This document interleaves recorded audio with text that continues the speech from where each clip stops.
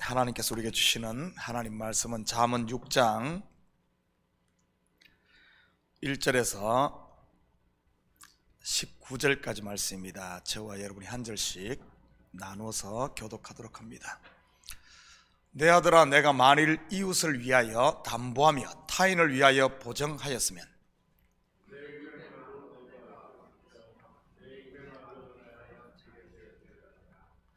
내 아들아, 내가 내 이웃의 손에 빠졌은즉 이같이 하라. 너는 곧 가서 겸손히 내 이웃에게 간구하여 스스로 구원하되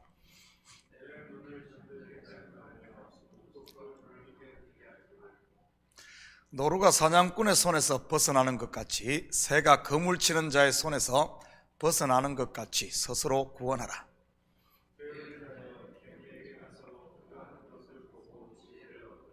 개미는 두령도 없고 감독자도 없고 통치자도 없으되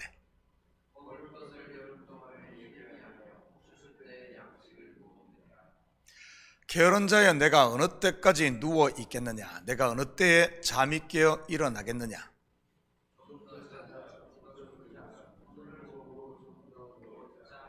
내 빈궁이 강도같이 오며 내 곰핍이 군사같이 이르리라. 눈짓을 하며 발로 뜻을 보이며 손가락질을 하며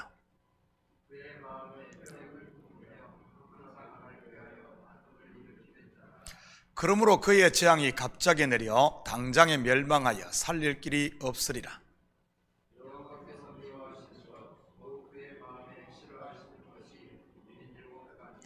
곧 교만한 눈과 거짓된 혀와 무죄한 자의 피를 흘리는 손과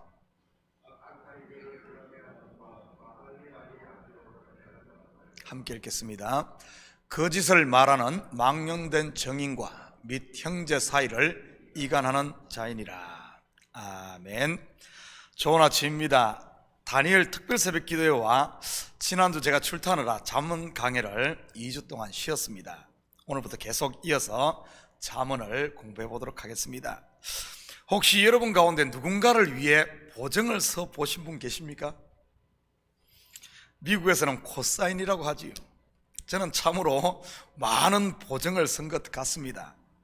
성품이 야무지지를 못해서 그런지는 모르겠지만 말이지요, 많을 때는 15명 이상의 보증을 쓴 적도 있습니다. 갚을 능력도 없으면서 말이지요. 자동차 사는데, 핸드폰 사는데, 집 렌트 얻는데, 심지어 침대 사는데도 보증을 써서 도와준 적이 있습니다. 아마 지금도 몇 개는 남아 있을 겁니다. 물론 잊어버리고 살지만 말이지. 성도가 도와달라는데 어떻게 목사가 거절할 수 있겠습니까?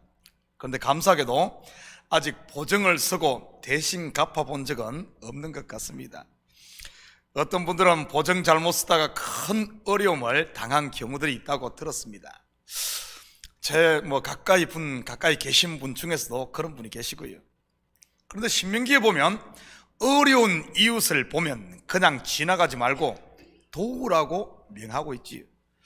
사실 이 시대 코사인을 누군가에게 부탁하는 경우라면 분명 어려운 경우가 틀림없을 겁니다. 정말 도움이 필요해 요청을 하는 것일 텐데 도와주어야 하는 것일까요? 아니면은 보증 서지 말라고 했으니 외면해야 하는 것일까요? 신명기에서는 도와주라고 하고 오늘 잠언에서는 보증 서지 말라고 하니 말이지. 그래서 성경은 겉으로만 보면 안 된다는 말입니다. 그렇다면 오늘 본문에서 말하고자 하는 이 보증 서지 말라는 이 속뜻, 곧 핵심이 무엇인지 좀 같이 살펴보았으면 좋겠습니다. 먼저 보증이라는 말의 정의가 무엇입니까? 만약 누군가 돈을 빌렸는데 그가 그 돈을 갚지 못하면 내가 대신 갚아주겠다는 하나의 약속이 보증입니다. 그렇다면 성경에서 최초로 보증을 선 분이 누구일까요? 다름 아닌 하나님입니다. 한번 볼까요? 창세기 15장 17절 18절입니다. 해가 져서 어두울 때 연기 나는 화로가 보이며 타는 횃불이 쪼갠 고기 사이로 지나더라. 그날에 여호와께서 아브라함과 더불어 언약을 세워 이르시되 내가 이 땅을 애굽 강에서부터 그 큰 강 유브라데까지 내 자손에게 주노니. 당시 이 고대 근동에서 두 계약 당사자가 계약을 체결할 때는 쪼갠 고기 사이로 두 사람이 지나가는 것이 하나의 관례였습니다. 그 의미는 이 계약을 파기하는 사람은 쪼갠 고기처럼 죽일 것이라는 그런 의미지요. 그런데 하나님께서 아브라함과 언약을 체결하시면서 횃불만 쪼갠 고기 사이로 지나갑니다. 횃불은 하나님의 임재를 상징하는 것이고요. 그렇다면 이 의미가 무엇이겠습니까? 너는 나와 체결을 맺었지만 스스로 이 언약을 지킬 만한 능력이 없기에 내가 대신 죽음으로 이 언약을 완성한다는 그런 뜻입니다. 다시 말해 내가 네 보증이 되겠다는 그런 말이지. 실제 이 언약처럼 이스라엘은 애굽에 내려가 430년을 종살이 하지만 스스로 자유할 힘이 없었습니다. 다시 말해 스스로 빚을 갚을 능력이 없었지요. 그러자 하나님께서 하나님의 독생자 예수 그리스도를 예표하는 어린 양의 죽음을 통해 그들을 애굽에서 이끌어내십니다. 바로 하나님께서 스스로 보증을 서시고 그 빚을 갚은 것이지요. 그렇다면 보증을 서지 말라든지 아니면 보증을 섰으면 빨리 벗어나라는 의미가 무엇이겠습니까? 참된 보증은 누구만이 설 수 있다는 말입니까? 바로 하나님입니다.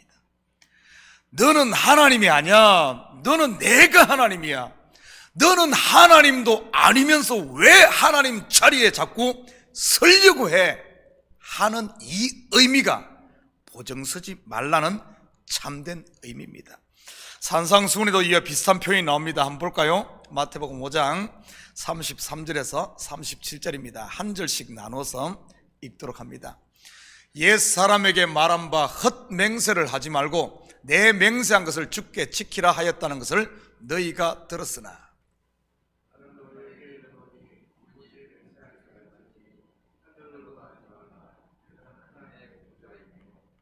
땅으로도 하지 말라 이는 하나님의 발등상임이요 예루살렘으로도 하지 말라 이는 큰 임금의 성임이요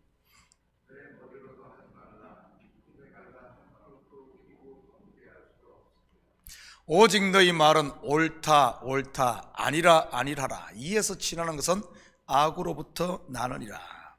이 말씀 또한 쓸데없이 큰소리치며 맹세하지 말라는 그런 단순한 말이 아닙니다. 여러분은 맹세 안 하고 사십니까? 수도 없이 많이 하고 살걸요. 미국에 시민권 받을 때도 맹세를 했을 것이요 결혼을 할 때도 심지어 교회에서 세례를 받을 때도 서약이라는 맹세를 하지요. 그뿐입니까? 자동차를 살 때도 집을 얻을 때도 사인하는 것이 곧 맹세 아닙니까? 반드시 약속을 이행하겠다고 말이지요. 요즘 같은 세상에 맹세 않고 어떻게 살 수가 있습니까? 그렇다면 이 맹세하지 말라는 말의 진의가 무엇이겠습니까? 이 맹세 또한 하나님께 속한 것이요 하나님께서 하시는 것이라는 이런 말입니다. 이 땅에서의 그런 서약이나 맹세가 아닌 구원에 대한 맹세, 곧 약속 말이지요. 나 혼자 쪼갠 고기 사이를 지나갈 테니 너는 그냥 있으라는 이런 말입니다. 어차피 너는 지킬 능력이 없다는 뜻이지요. 이것은 결국 구원은 하나님께서 홀로 이루신다는 그런 의미를 내포하고 있는 말입니다. 그리고 그것을 은혜로 우리에게 주시는 것이고요. 갚지도 못할 보증, 지키지도 못할 맹세놓고 사기를 치는 것이 성경의 율법주의인 겁니다. 한 푼도 갚지 않고 다 갚았다고 큰소리치며 의인인 채 했던 바리새인들과 서기관들, 종교 지도자들 말이지. 수고하고 무거운 짐을 십자가 앞에 내려놓는 것이 곧 보증을 서지 않는 것이요 내 손을 펴는 것이 보증에서 벗어나는 것입니다. 이것이 믿음이요 순종인 것이고요. 도와야 할 사람 괜히 성경 구절 덜먹거리며 피하지 마시고 여러분이 도울 힘이 있으면 도와주시기 바랍니다. 그렇다고 아무데나 보증 썼다가 괜히 낭패 보고 그러지는 마시고요. 6절에서 8절입니다. 결혼자여 개미에게 가서 그가 하는 것을 보고 지혜를 얻으라. 개미는 두령도 없고 감독자도 없고 통치자도 없으되 먹을 것을 여름 동안에 예비하며 추수 때에 양식을 모으느니라. 이 말씀 또한 개미처럼 열심히 일하면 성공하고 부유하게 살 수 있으니 부지런해야 한다는 말처럼 보일 수 있습니다. 물론 성도는 부지런해야지요. 여러분에게 묻겠습니다. 부지런하면 다 부자 됩니까? 게으르면 다 가난하게 살던가요? 부지런하다고 다 부자 되는 것 아니고 게으르다고 다 가난하게 되는 것 아닙니다. 그렇다면 이 잠언의 말이 틀리고 시대착오적인 그런 것일까요? 아닙니다. 진리는 시대를 초월하여 동일합니다. 시대에 따라 변한다면 진리라고 말할 수 없고요. 그렇다면 여기서 말하는 게으른 자는 누구를 일컫는 말일까요? 바로 율법의 잠에 깊이 빠져 있고 취해 있고 자기라는 잠에 빠져 있는 인생들을 깨우는 하나님의 말씀 듣기를 싫어하는 사람들을 일컫는 말입니다. 복음서를 예로 든다면 바리새인들과 종교 지도자들 같은 이런 사람들 말이지. 이 말씀은 어차피 지금 이 시대, 어쩌면 이 시대 교회를 향한 말씀이기도 한 것 같습니다. 말씀의 홍수 속에 살다 보니까 정말 들어야 할 하나님 말씀을 듣지 않고 자꾸 거부하며 자기 속으로 숨어드는 것들 말이지. 코로나 핑계로 우리의 신앙이 얼마나 자기 중심적으로 변해 있습니까? 손 하나 까딱하기를 싫어하고 모이기를 자꾸 피하려고 하고 사람들을 기피하는 현상들 말이지요. 이것이 바로 좀 더 자자, 좀 더 졸자, 좀 더 누려고 하는 것 아니겠습니까? 더욱더 자기라는 이불 속으로 숨어 들어가는 것들 말이지요. 하나님께서는 교회인 저와 여러분을 공동체 가운데로 불렀습니다. 둘만 모이면 문제가 터지는 게 인생인데도 왜 이렇게 공동체로 불렀을까요? 그것은 전도서에 말씀하시듯이 철이 철을 날카롭게 하듯 성도들 또한 성도들을 통해 연단되기 때문인 것입니다. 이스라엘을 정결케 하기 위해 때로는 애굽의 바로를, 때로는 바벨론의 느부갓네살 왕을 사용했듯이 말이지요. 저는 우리 성도들이 이제는 일어나 추수 때를 대비해 생명 양식을 모으는 성도들 될 수 있기를 축복합니다. 속에 나를 부수는 생명의 말씀이 있어야 시험이라는 이 추운 겨울을 견딜 수 있으니까요.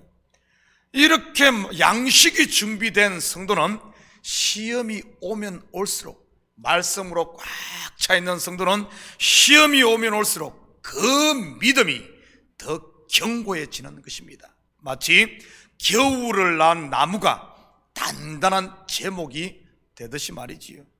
지금이 바로 자다가 깰 때인 줄 믿습니다. 그리고 본문은 여호와께서 싫어하시는 것을 소개하고 있네요. 교만한 눈, 거짓된 혀, 피를 흘리는 손, 악한 계교를 꾀하는 마음, 악으로 달려가는 발, 거짓을 말하는 망령된 정인, 그리고 형제 사이를 이간하는 자 말입니다. 우리는 다니엘 새벽기도를 통해 성도의 영적 무장에 대해서 공부를 했습니다. 머리에 써야 할 구원의 투구, 손에 들려 있어야 할 믿음의 방패와 칼, 발에 신겨 있어야 할 복음의 신, 가슴을 보호할 흉배 같은 이런 것들 말이지. 만약 우리 성도가 이런 것으로 무장되어 있지 못하고 그냥 무방비로 산다면 언제든지 하나님이 싫어하는 이런 것들에게 마음을 점령당할 수 있다는 사실입니다. 영적 무장을 하지 않으면 마귀의 공격 타켓이 된다는 그런 말이지요.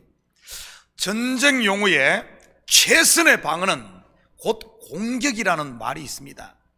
먼저 영적으로 무장하고 깨어 전진하는 것이야말로 나를 방어하는 최선의 방어라는 말이지요.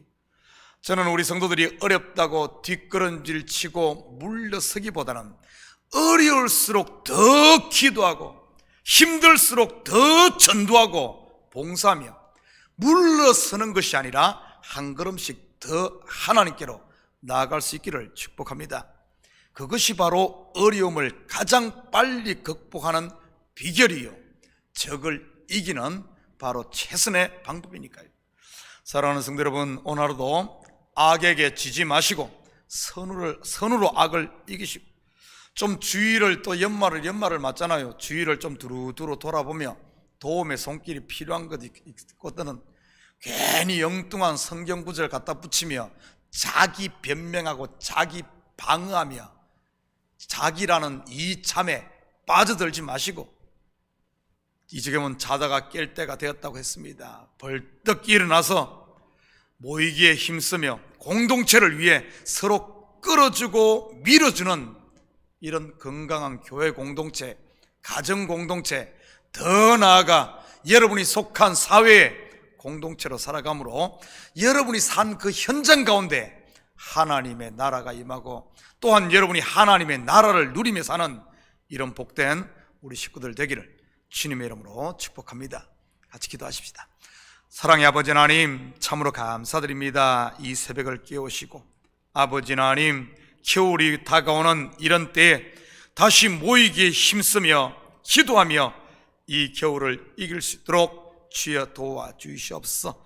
아버지 한 물리적인 겨울을 넘어 우리 삶의 겨울이 있다 할지라도 아버지 한 정령코 오히려 겨울을 통해 우리의 신앙이 더 단단해지고 하나님과 온전히 연합되어지는 아버지 하나님, 이런 믿음의 성숙이 있는 저희들 되게 도와주시옵소서.